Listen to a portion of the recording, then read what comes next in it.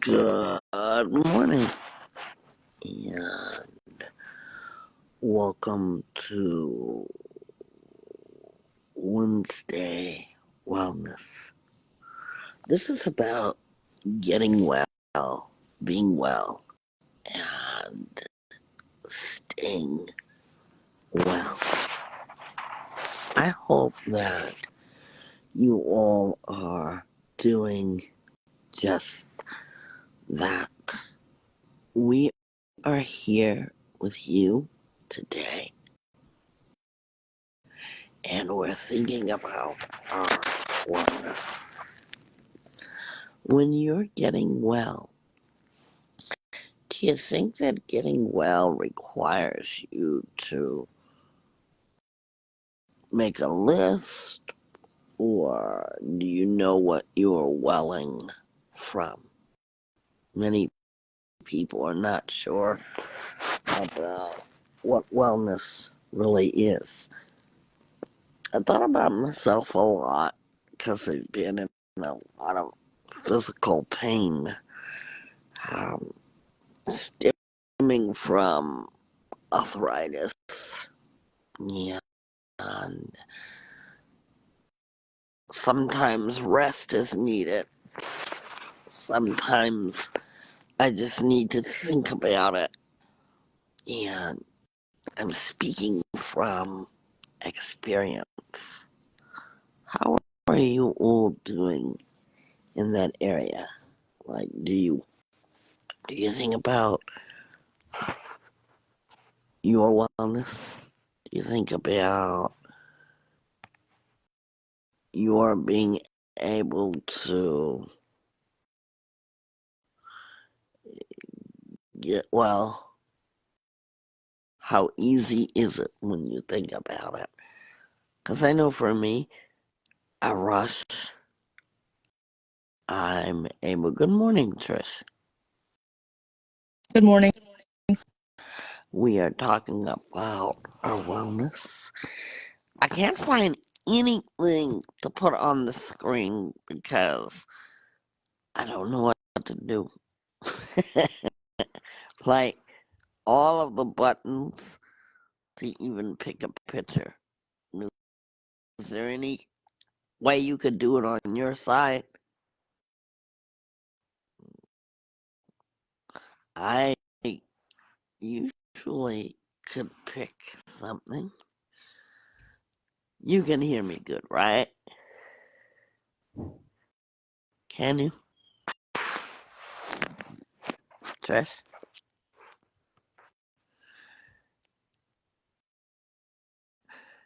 We are live, guys. Finally, we are live. Where it's always something that happens on our live. But you know what? I like being live so that you guys can see that we're in the raw. Good morning, Trish. Good morning. We're talking about wellness. Wellness. We're talking about Wednesday wellness. Is it a choice? Is it easy to admit when you're not well? What do you think, Trish?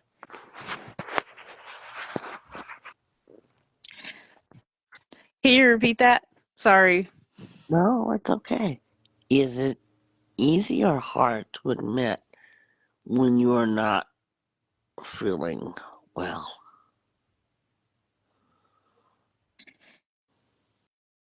It depends. Like for me, when I'm like stressed out about something Mm-hmm. mentally, it's not it's not easy because I don't want to show people I'm stressed out.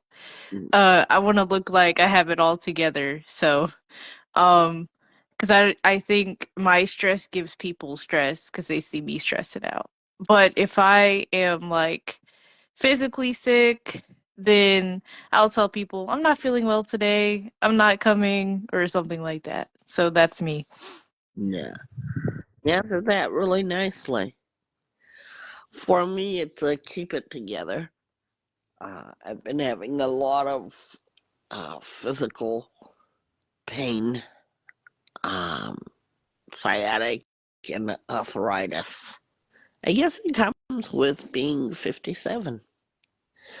And people say, stretch, yeah, do all this.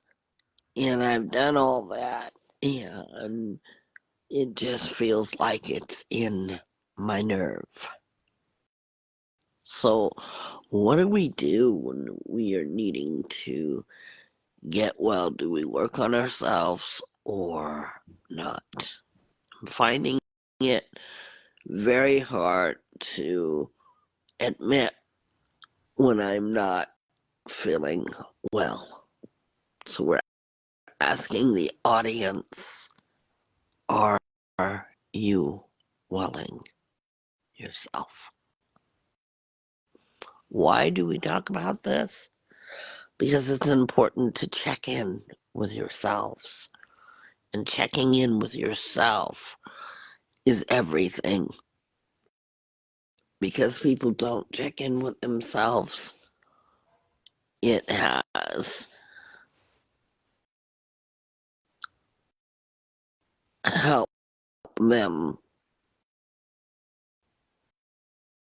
or it has created bigger issues.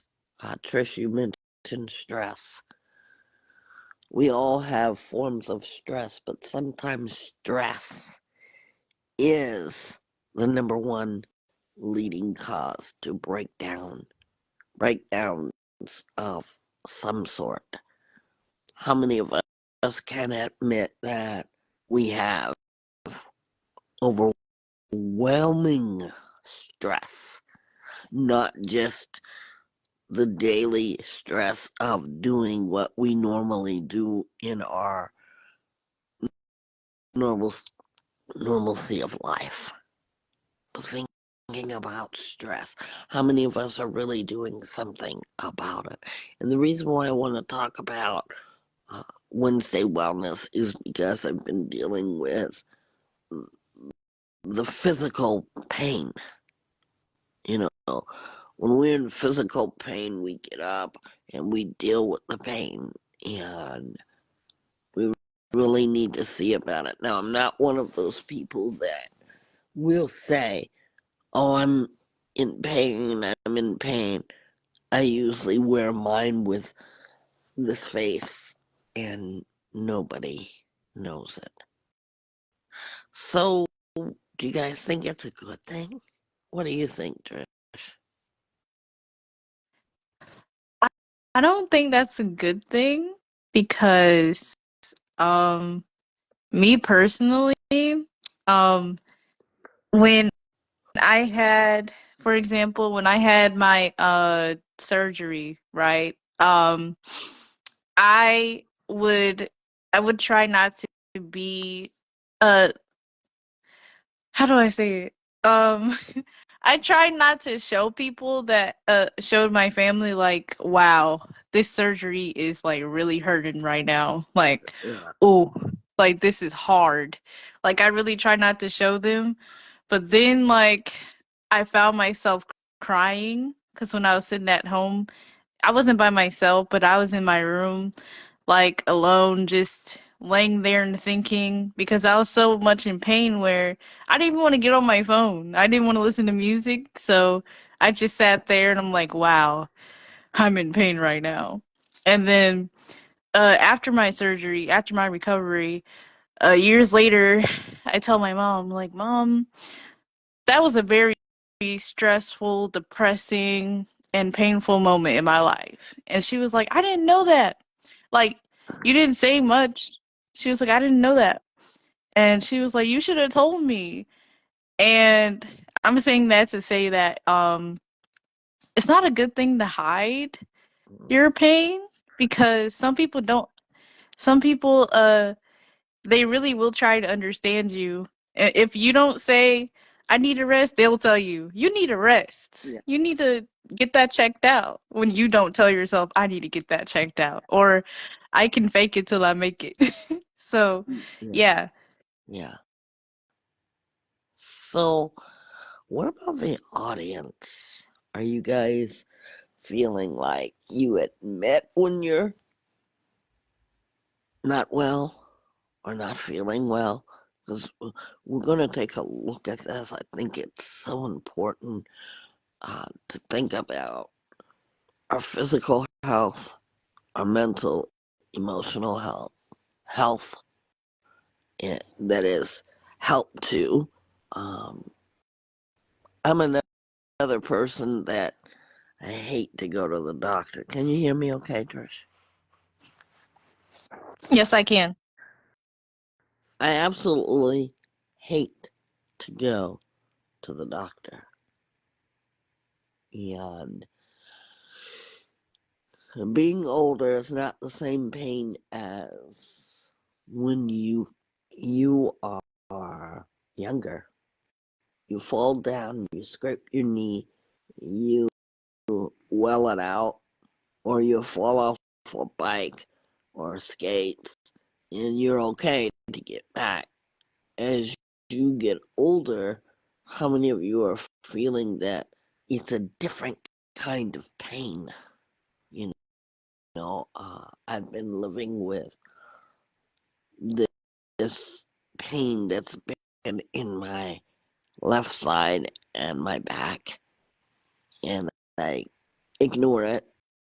I want to take care of it, and it's still not resolved, and I, I need to get well and stay well. And if any of you are like me, I'm asking you today to do the same thing. Take a time out and get it checked out. Because the body signals pain for a reason. And I know, and I'm going to be honest, that there is a lot of people who are hypochondriac. What is a hypochondriac? Someone who's always sick. Why do they do it? Because it gets them attention or it feeds something within them. And if you're that person, that's a needing to get well too. But that's another kind of welling. So to get well, we have to key into what is going on. I went and I did all these tests, and the doctor says it's not your back. Well, it feels more to my side or to it feels more like a nerve. So they did an MRI. And I'm just thinking about it. When do we get the help that we need? Another thing is, if you know that you're not well, how many of you push yourself? I just want to know, is there anybody like me out there? When you are sick, you still push yourself. I do. And tell us about that experience, Trish. I do it um a lot, especially when I have like schoolwork. I had a massive headache last week and I was like, "Mom, I feel faint. Like this headache is like bothering me." But I was like, "But I have to do this schoolwork. I have to do it. I have to do it." So, I got the computer and I was doing my schoolwork and then like the more I stared at the screen, the heavier the headache got. And it's like, come on, I gotta do it till I make it. I gotta do it till I make it. And then I finally finished it, but I felt like I should have, just rested first before I did my homework. This is check in Wednesday wellness, and The reason I have liked Wednesday Wellness is because we are not doctors. And if we have doctors listening, we applaud you and we thank you for your long, hard study. And at the same time as we thank you,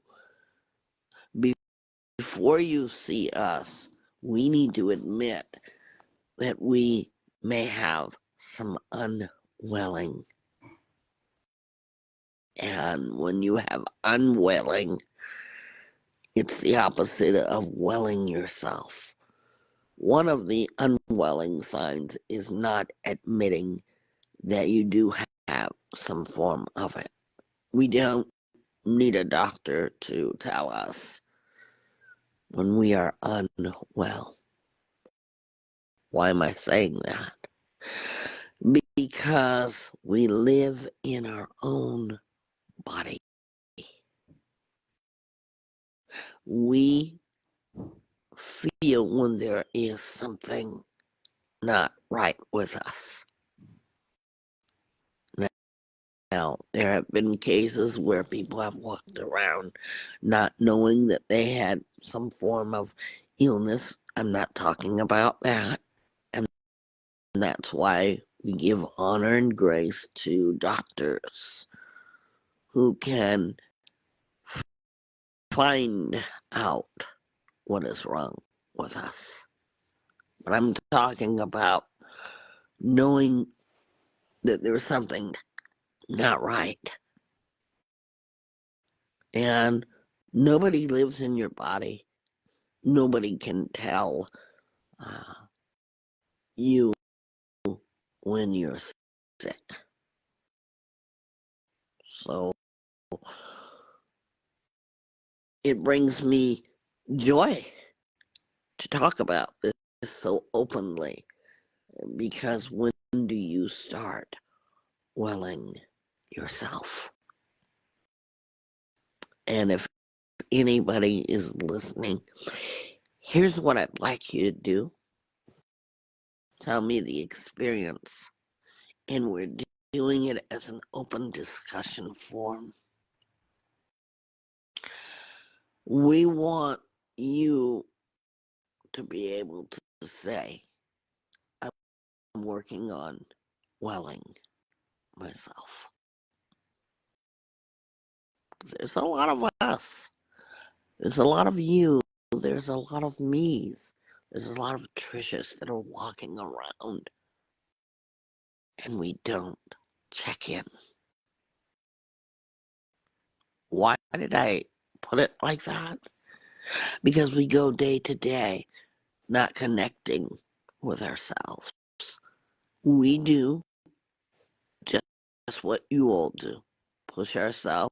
Trish talked about getting her assignments done in college, um, staring at that screen until she gets an intolerable headache. I've been there, Trish. I know what that's like. And you just push yourself. And then when I've gotten the intolerable headache, I've had to lay down for the rest of the day. And we do this to ourselves. But how many of us really think about a time out? These are discussions that we must have as older people, as mothers, fathers, adults, and these are decisions that we need really to think about when it comes to our children. Because sometimes our children are very exhausted. And for you parents who have seen the homework assignments, homework is good. And because I am a retired educator, I will never say stop giving homework. But you teachers that are giving stacks of homework and stacking it on children and expecting them to get that done in a week. You have to think about the stress. You have to think about, is it going to make that child well and flourish mentally and emotionally? Because you can stifle a child. Now, you didn't hear me say the words, don't give homework. I would never say that. But why not make it well for each student involved? Because sometimes your student is tired. Sometimes your student is not feeling well.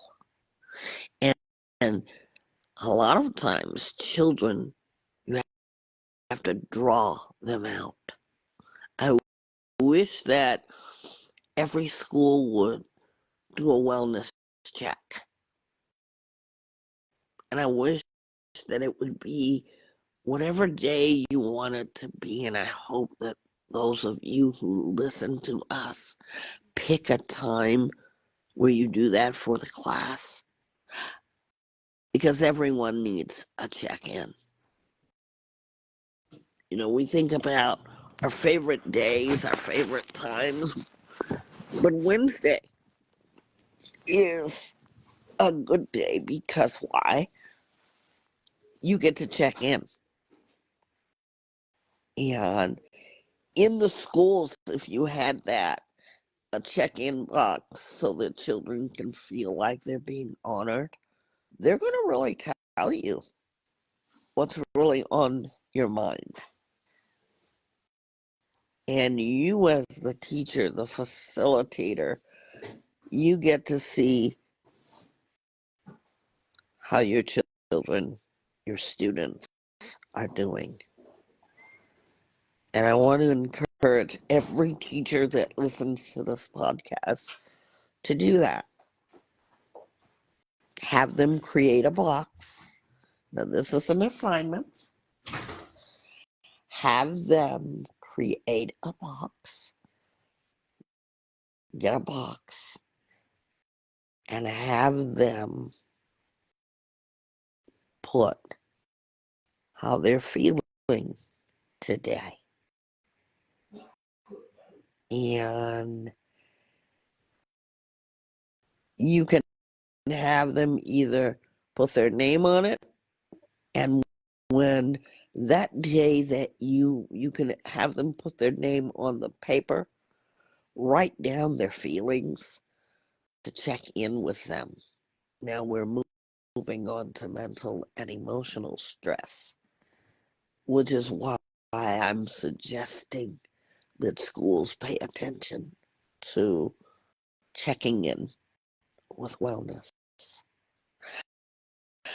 Children love games, and when you do it as a fun thing, you'll find out a lot.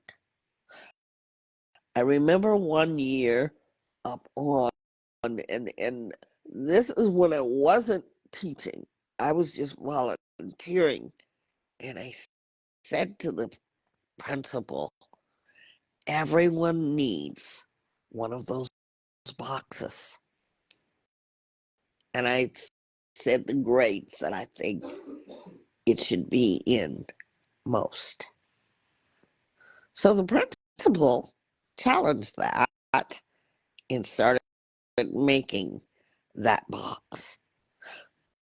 So my assignment was to see how the teachers were doing with the box. This is before I became a teacher. And they liked the idea of being able to see the wellness or unwellness. Why do we need to even do that in a school system to check into wellness? Can you think of any reasons why, Trish? Um, I think it's important to check wellness in the school systems because sometimes educators think that students are just not. I was just learning about this in my lesson this week. Uh, So she some knows I'm not lying. yeah. So, Some educators, they think that students are just not performing well because um they're just not and they just don't get it.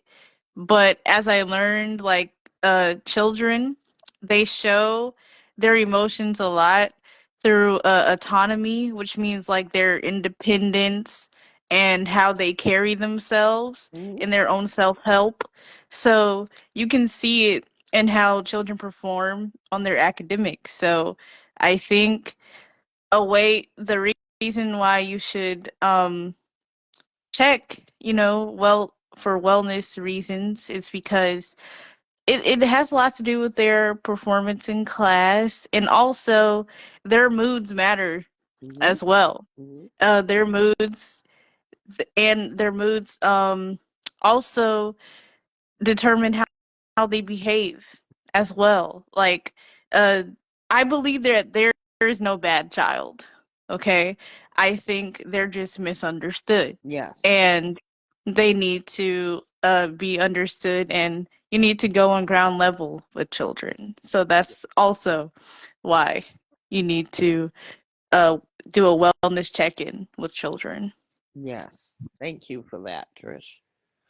Children are inexperienced, and I want to stick with this for a while because we don't want to evade the conversations that we have. We have real and raw conversations, and we want to grab the attention of community helpers, such as educators, preschool, um, even college kids should have this. And that's the question box or the explanation box. Think of a fun name for it and have your younger students draw on the box and put in how they're feeling. Because why? It's going to show that you care. You know, being an educator, oftentimes we are not aware of what goes on the playground. Being an educator, we are not aware of Tammy bothering Sean or Sean bothering Tammy. Being educators, we are not aware of what a child has to face at home. Times are hard. And just like adults, children are going to hide their feelings. You heard us earlier say how we feel. Is it easy for us to face our unwellness? You heard it from two different perspectives. You heard it from my amazing co-host Trish, and then you heard it from me, how it affects us. How do we get our children to face their challenges so that they come to school and they look forward to school? Back in the day, in the early 70s, I looked forward to school.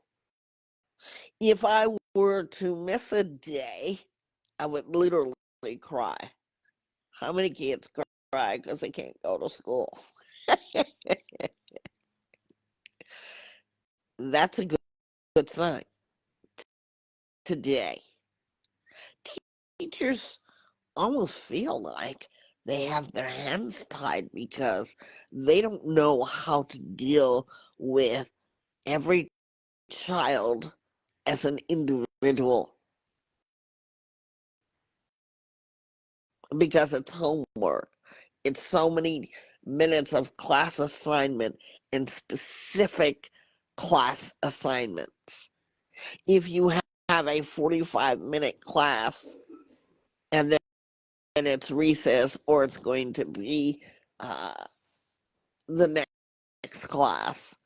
Make those 45 minutes worth your students' time, because it seems to be more and more that teachers are on a paycheck system, counting heads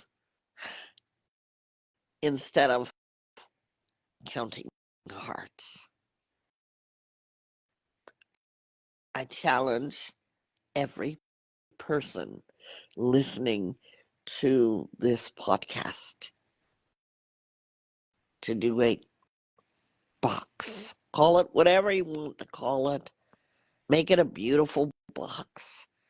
Make it a box that everyone wants to have a part in. You could even make it a big box where every student or every work person can work on it, can say something, can draw something. But inside of that box, you're going to put the concerns for the day. Every staff leader and every person that is in a workspace or school space should have that. And when you have meetings, you should bring that box out and tackle a few of them. Everybody gets graced. Everyone has their safe space to be able to talk about it. Because you see what's happening to make us unwell? We are not talking about it. And I'm talking about the it as in what is affecting us. You know, going back to our students, they are experiencing things that you and I have not ever experienced. For those of you of an older audience, school bullying, it's been around for as long as age was old. You know, we laugh at shows when people get their lunch money stolen, or when they're going to beat you up at 3 o'clock a.m., or excuse me, p.m. after school. We laugh at those shows that do that. But we need to think for a moment. What in the world creates unwellness that a 16-year-old boy who is walking home from school, never to return, because someone sees them walking? I don't know if it was an altercation, who's to say? But that boy was a mother's oldest child. The next time she saw him was at his own funeral service. Now, something transpired between these group of kids. It was the 12-year-old who pulled out the handgun. That 12-year-old was in the back of the 16-year-old's car, or in the back of a car. Are you stunned? We need to check in to the wellness of our children. Parents, take it very seriously. I don't know the scenario of the outs and the ins, but I know enough information to have brought you this today to behoove you community leaders, staff members to make that box. Because in that box, you're going to find out things. Are we interested in names? No. Because here's where you have to be careful. Children don't want to oftentimes let people know they're experiencing that. Now think about what Trisha and I said earlier in our conversations. We put on these brave faces. We push ourselves. That happens with little minds, young minds, inexperienced minds. I need you to listen, because in that box, you're going to open up the minds of every young person because you cared. Had those boys been able to go to school and tell someone they had gotten into an altercation, someone was threatening them, whatever happened, they were sought out. And a mother loses her child. She says he was a good boy, never got into trouble, a student. The question mark is, what happened? It's bad enough to lose a child, but how bad is it not to have any answers? So what is going on with the workspace, the school space, our spaces? We have to check in. Now, Vibe Talk Facing the Lion podcast brings you so many things, but we know that our system does not require us to say certain words, but you all know what I'm saying. And that's the reason why we stream too, because on our stream, we're able to just give it to you. We give it to you here, but somebody's going to listen to our podcast and have been very deeply affected. We need to have a wellness box. Even the hospital needs to have that, because the staff of doctors, they see all kinds of things. If you know a doctor and you can get comfortable enough to ask questions, ask them what is the worst thing that they've ever seen, because I have friends that are cops, policemen, and I always ask them that. What's the worst thing that you've ever saw? Because what the mind sees, the mind is triggered by. We can't just escape it. So we need to talk about it. And that's okay if people say anonymous,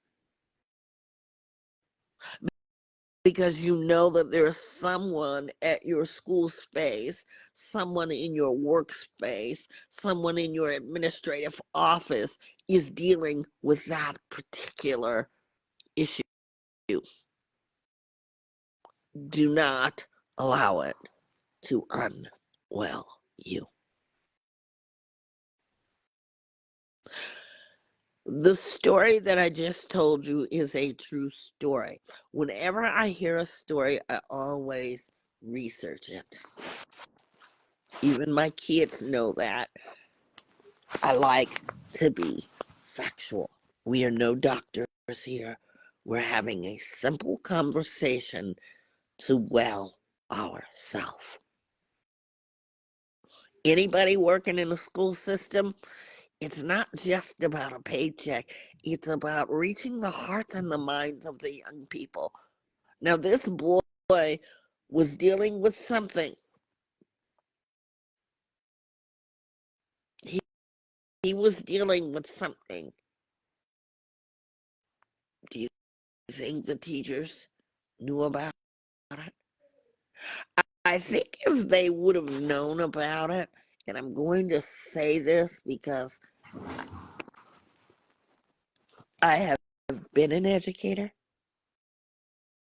If a student comes up to you and says, hey, I'm being threatened, I'm being bullied, it is our job to help them. It is our job to diffuse a situation. It is our job to well the school system, the workplace. We have disgruntled people that we don't even know that can come in an instant of time and change lives forever. We don't know them. What I want to make today is to stay well, to well ourselves. Communication wells us. A lot of people don't want to talk about it because it's the elephant in the room. They don't want to address it. Going back to the kids, the student, your sons, your daughters, your nieces, your nephews, they don't want to bother you because they don't want to look like they're being, what do they call it? A snitch. Yep. When indeed, if they would have gotten help, guess what? That mother, or many mothers and fathers, would not have to see their children for the last time lying lifeless. I'm concerned, and because I came from the school systems, it's gotten worse. These are big kids. What would possess age 12 to pull a trigger to slaying a 16-year-old? We have to start doing things, being effective, stop living in a time and era as if nothing will happen. How do we get our kids? Because I'm hearing that a lot. How do we get our kids to open up? Well, they become young adults, and I'm going to tell you right here and right now, it is hard to get my children to open up because they're so busy. And I always have what I call, hey, are you available so we can sit down, go to lunch, do something fun? They don't even have time for that anymore.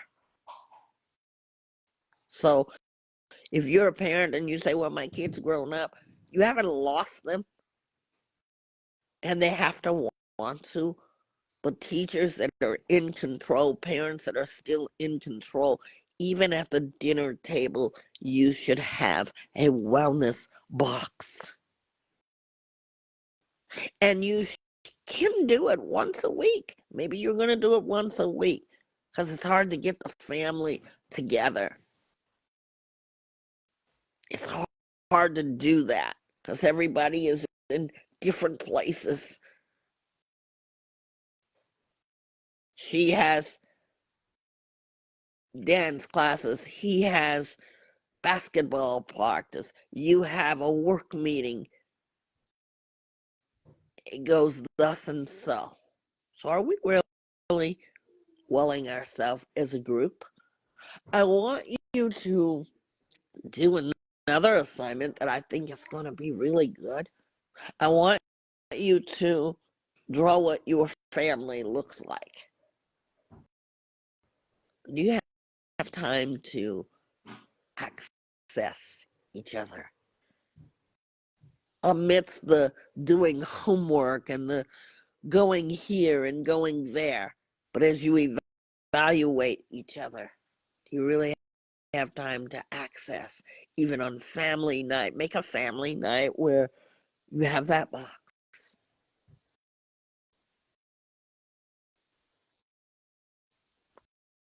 I don't know if you all are reading your paper or looking even on the phone to see. I keep in touch with news headlines. Why is because some of us miss it, or some of us, we're getting immune to what is going on out in the world when we need to stay tuned because it's affecting our children, our young minds, our young adults, our older adults, the elderly. Everyone is affected by the unwellness of someone else.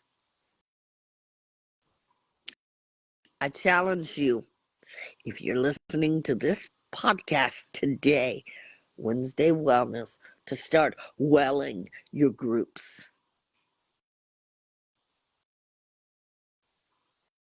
Because we are responsible for the young minds.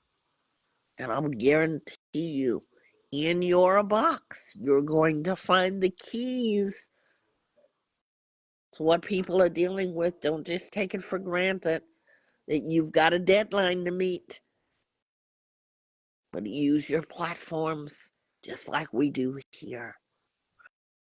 We say to you, we want to hear your story. You've heard that for the last 3 years. Why do we say it? Because we know you've got them. Whether you'll share or not is up to you. But I'll guarantee you, once you start opening up these community boxes, these wellness boxes, you're going to thank me later. Because the school that I tried it in was my son's school, and the principal loved the idea. It doesn't have to be for a whole hour. Even if the kids want to pick one every day, we can do that too. But let's start on our wellness journey in school, in the workplace, at home, even as staff members. Here's what Trish and I do. We are constantly bringing you guys conversation, emotional, mental wellness just through conversations. But now we check in with each other. We say, is there anything you want to talk about? Is there anything on the table that we need to do? That includes herself. Trish keeps in touch with me. I keep in touch with her even after the program runs. Hey, I can't be here today. Hey, I'm not going to be here because this and that doesn't so. So we know what's going on. Even as an individual, I had you do a U jar. And the U jar was supposed to have a jar that represents you. Now I'm going to ask you to have a wellness box. And in that box, it's either going to be something you're going to work on, something that has bothered you.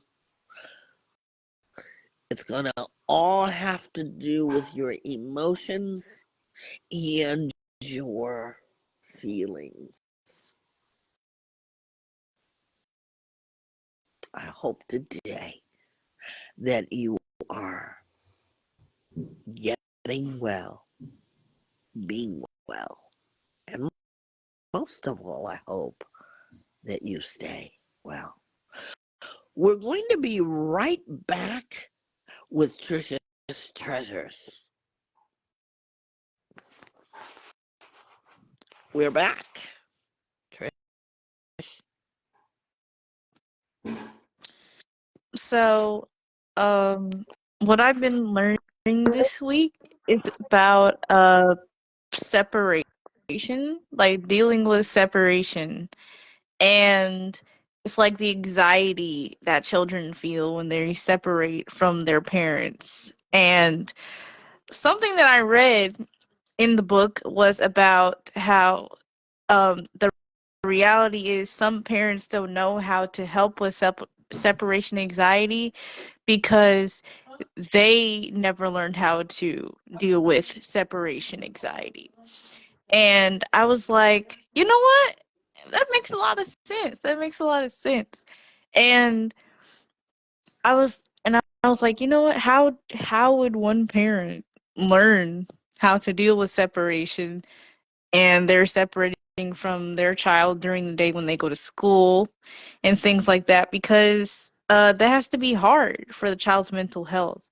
And I kept reading and it talked about how children learn how to deal with separation when they bond with their caregiver, which means either the educator or the person that's watching them in the daycare, or they learn to communicate their issues, whether it's with their friends or their caregiver, or when they draw a picture.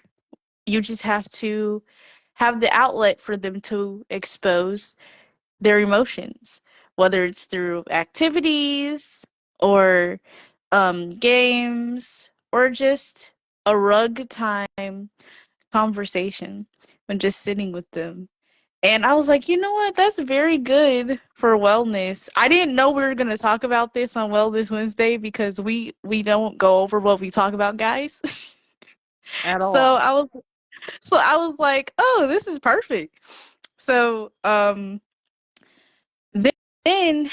I had an assignment this week.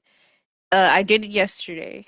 The assignment was if you had, what things would you like to teach children and what strategies would you use to help them learn?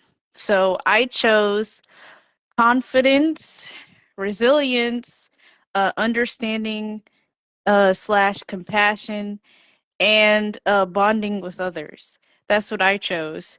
And I was like, you know what? I chose these because when I was a kid, I wasn't good at bonding with people outside of my family because I grew up with a big family and all I knew was them. So when I went to school, it was like, it was hard to bond with other people. I was ready to go home. But um, it's important to bond with others. It's wellness actually because the more you bond with people, the more you realize you're not the only one that's dealing with your issue. There are different levels to your issue, and other people's are dealing with different levels of your issue. But when you communicate what's happening with you, you start to understand. This doesn't just work with children, it works with adults as well. And I chose confidence and resilience because confidence is wellness too, and resilience because being confident in solving your issues or being resilient in when you're not feeling well, but after you get better, you start to you start to get stronger after getting back up after you are feeling well, like when you get sick and you're weak from the flu. If anyone has ever had the flu before, like the flu makes you feel very weak. Uh, I've had COVID before, and let me tell you, it was not a great experience. I felt very weak and had a temperature of 104. But when I started to get better, it's like my body had to recharge. It was like, okay, you've been through the storm, girl, but now it's time to get some new strength. So that's when I started exercising. I started eating my nutrition, like nutritious things like oranges and things like that, to continue to get stronger in my wellness, to be resilient, to get back up and continue to be as strong as I was before, if not stronger.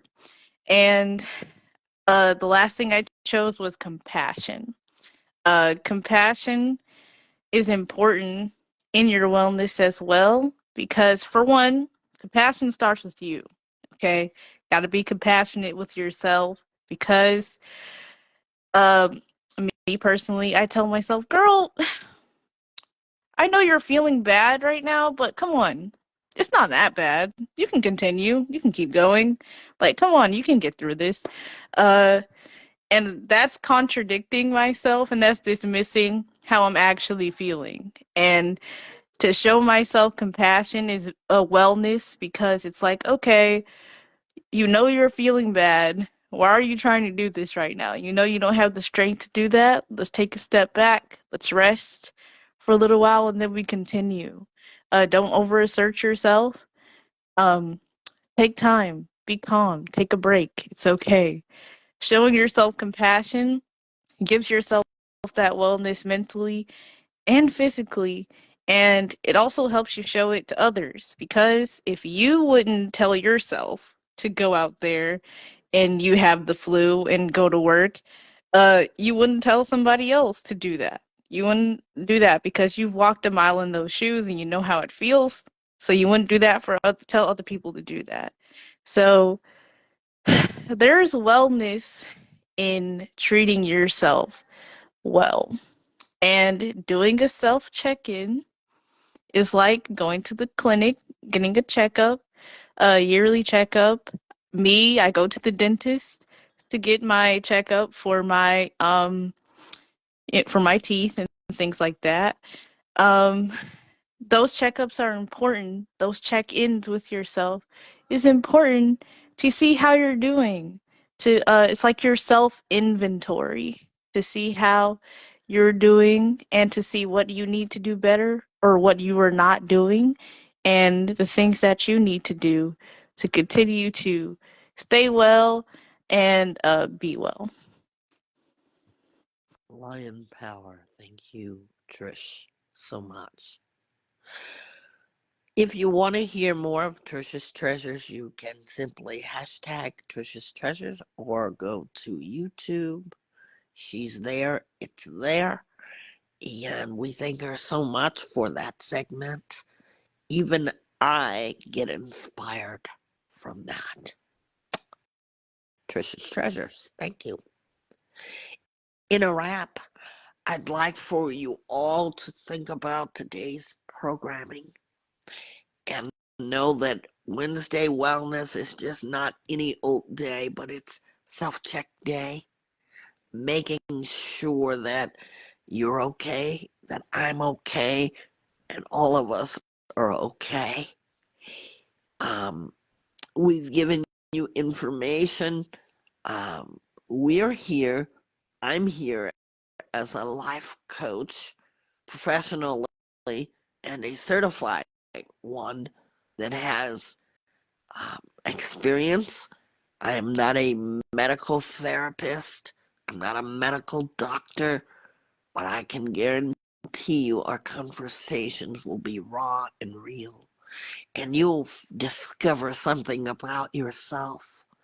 And I would like for you, if you can, to hashtag every teacher and every administrator and every leader to see if what we're saying is truth or not. Do me that favor. Let me know what you thought about today's Wednesday Wellness, and we'll call this Wednesday Wellness checking in. And that's what we'll do.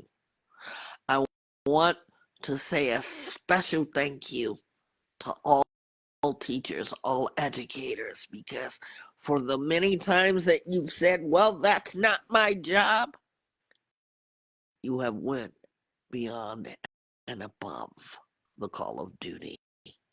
It has been you that has opened up ways for your children to communicate. And you will be leaders to help other teachers who are coming along to lead and lead well. thank you. I challenge every one of you with the wellness box, spending a few minutes of class time, however you do it, but never leaving that classroom uncommunicated. Thank you all for listening as you do around the world. Trisha and I see the numbers of listeners on YouTube, on um, our Facebook, our streaming. Thank you, thank you, thank you. Don't forget, today is Wednesday Wellness. You're checking in to get well, be well, and stay well. Thank you.